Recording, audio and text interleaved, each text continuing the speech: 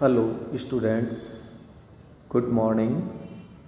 आप सभी का इस प्रेजेंटेशन में स्वागत है, अभिनंदन है।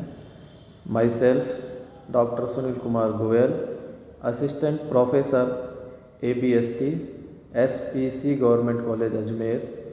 आज मैं आपको वेतन के अंदर कौन कौन सी हम मदें सम्मिलित कर सकते हैं, कौन कौन सी मदें होती हैं जो कि वेतन के रूप में समझी जाती हैं, वो मैं आपको इस वीडियो के माध्यम से बताने जा रहा हूँ। देखिएगा, वेतन शब्द अपने आप में एक विस्तृत शब्द है। हम सभी जानते हैं कि कोई भी व्यक्ति या कर्मचारी किसी संस्था में कार्य करता है, उस कार्य के करने के बदले उसे जो पारिश्रमिक या राशि उसको दी जाती है, वह उसका वेतन या उसको मजदूरी हम कह सकते हैं।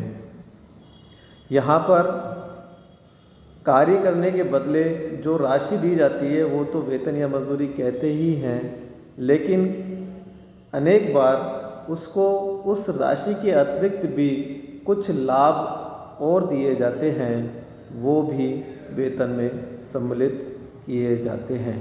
तो ऐसी कौन कौन सी मदें हैं जो हम किसी करदाता के वेतन में सम्मिलित करते हैं और जो करना आवश्यक भी है। ऐसी विभिन्न मदें का ऐसे विभिन्न मदों के बारे में हम इस वीडियो के माध्यम से आज चर्चा कर रहे हैं। तो उनमें सबसे पहले है advance salary and arrear of salary. कई बार क्या होता है कि किसी वित्तीय वर्ष में उससे अगले वित्तीय वर्ष के संबंध में सैलरी अग्रिम प्राप्त हो जाती है, उसे एडवांस सैलरी कहते हैं। यदि वह वित्तीय वर्ष में प्राप्त हो जाती है तो उसे उसी वित्तीय वर्ष में जिसमें वह प्राप्त होती है उसमें सम्मिलित करके उस पर कर की गणना की जा सकती है। लेकिन यहाँ पर यह बात विशेष ध्यान रखने की है कि अगले वर्ष के जो सकल वेतन है उसमें से वो राशि डिडक्ट की जाएगी, माइनस की जाएगी। इसी प्रकार से बकाया वेतन होता है, एरियर ऑफ सैलरी। ये भी अनेक बार कर्मचारी को मिलता है।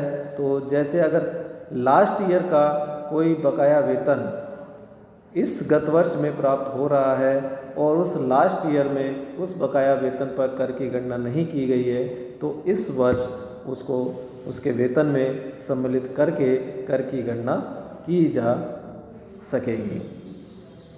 सेकंड पॉइंट आता है फीस और कमीशन।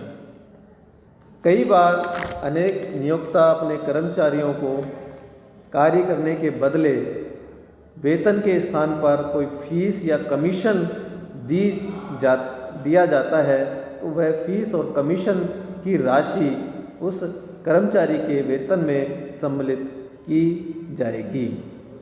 लेकिन यहाँ पर मैं आपको एक चीज़ और बता देना चाहता हूँ कि कंपनी के संबंध में यदि उसके संचालक को किसी ऋण के भुगतान की गारंटी के बदले कोई फीस या राशि दी जाती है, तो वह संचालक यदि कंपनी का कर्मचारी के रूप में कार्य नहीं कर रहा है तो उसको वेतन के रूप में सम्मिलित नहीं की जाएगी। उसको जो फीस और कमीशन की जो राशि दी जाएगी वह वेतन में शामिल नहीं की जाएगी।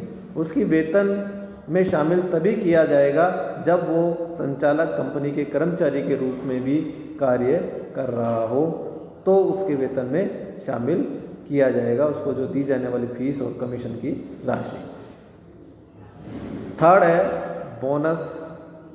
बोनस जिस गत वर्ष में प्राप्त होता है उसी गत वर्ष में उसके वेतन में उस कर्मचारी के वेतन में शामिल किया जाएगा। इसका एरियर और एडवांस नहीं होता है। जिस गत वर्ष में ये प्राप्त होता है, प्राप्ति के आधार पर उस गत वर्ष में उसके वेतन में सम्मिलित करके उस पर कर की गणना की जाती है। फोर्थ नंबर आता है ग्रेच्युटी। ग्रेच्युटी सेवानिवृत्ति पर मिलने वाला कर्मचारियों को लाभ होता है जो कि नियोक्ता के द्वारा दिया जाता है। जैसे सरकार के द्वारा अपने कर्मचारियों को सेवानिवृत्ति पर 20 लाख रुपए तक की ग्रेच्युटी दी जाती है, तो 20 लाख रुपए तक वो कर मुक्त होती है। और यदि किसी संस्था में उससे अधिक यदि ग्रेच्युटी दी जाती है तो वो अधिक राशि कर मुक्त नहीं होगी, वो उसके सकल वेतन में शामिल करके उस पर कर की गणना की जाएगी। नेक्स्ट आता है एन्युटी। यह वार्षिकी होता है और यह कर्मचारियों को वार्षिक आधार पर किया जाने वाला भुगतान या अनुदान की राशि होती है। ऐसी राशि नियोक्ता के द्वारा अपने कर्मचारियों को स्वेच्छा से की जा सकती है अथवा किसी अनुबंध के तहत यह राशि दी जा सकती है। लेकिन दोनों ही स्थितियों में, यानी कि स्वेच्छा से नियोक्ता के द्वारा यदि दी गई है और यदि किसी अनुबंध के तहत वह राशि कर्मचारियों को नियोक्ता के द्वारा दी गई है, दोनों ही स्थिति में यह वेतन के रूप में कर योग्य होती है और उसे उसके वेतन में शामिल किया जाएगा। नेक्स्ट आता है न्यू पेंशन स्कीम। 1 जनवरी 2004 से केंद्र सरकार ने कर्मचारियों के लिए नई पेंशन स्कीम लागू की है। उससे पहले पेंशन दी जाती थी, लेकिन ये न्यू पेंशन स्कीम 1 जनवरी 2004 से केंद्र सरकार के द्वारा शुरू की गई थी। इस स्कीम के तहत नियोक्ता के द्वारा यानी सरकार के द्वारा या किसी संस्था के द्वारा कर्मचारी को वेतन के अतिरिक्त उसके पेंशन के लिए कुछ राशि वो भुगतान करती है और उतनी ही राशि कर्मचारी भी, जितना सरकार देती है उतनी ही राशि कर्मचारी का भी अंशदान काट करके केंद्र सरकार के जो पेंशन फंड है उसमें जमा की जाती है और वहाँ से उसको वो रिटायरमेंट के बाद पेंशन दी जाती है। ये धारा 80CCD के तहत नई पेंशन स्कीम के तहत कर्मचारी के वेतन में जो नियोक्ता के द्वारा अतिरिक्त राशि दी जाती है वो वेतन में सम्मिलित की जाती है। 7th है पेंशन। सेवानिवृत्ति के बाद सरकार के द्वारा कर्मचारियों को या जो विभिन्न संस्थाएं हैं उनमें सेवानिवृत्ति के बाद कर्मचारी को जो पेंशन राशि दी जाती है वह भी एज ए पेंशन की तरह ही होती है और उसके कर्मचारी के वेतन के रूप में सम्मिलित करके और उस पर कर की गणना की जाती है। नेक्स्ट है salary received in different modes.